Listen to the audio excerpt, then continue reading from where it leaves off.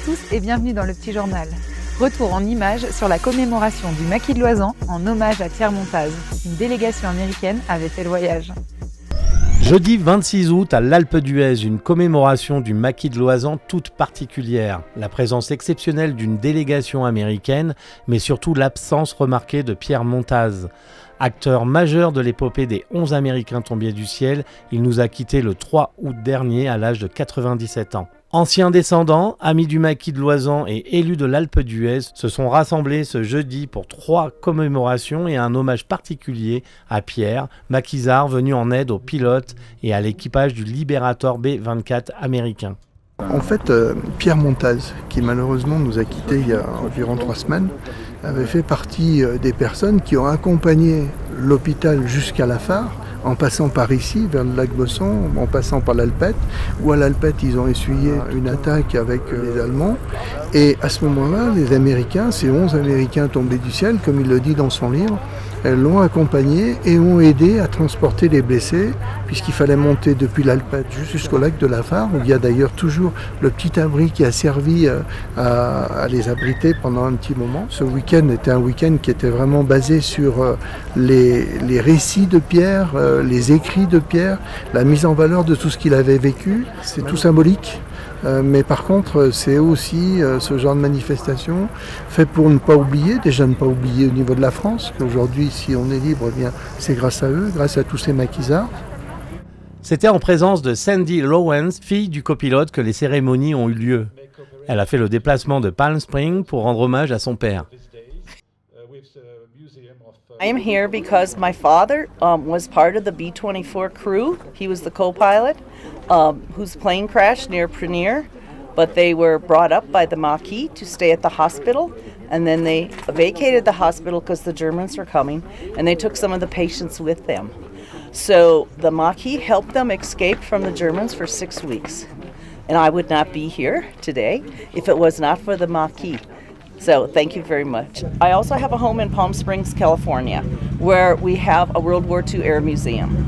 But we have a glass table that's 8 feet by 5 feet that tells the story of the B-24 crew here being saved by the Maquis.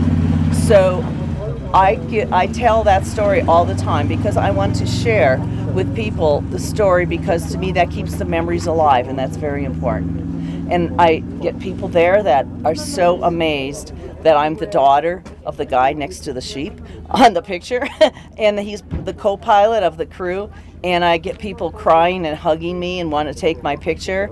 And so I carry the story on, because stories in person like that really keep the memories going, and that's important.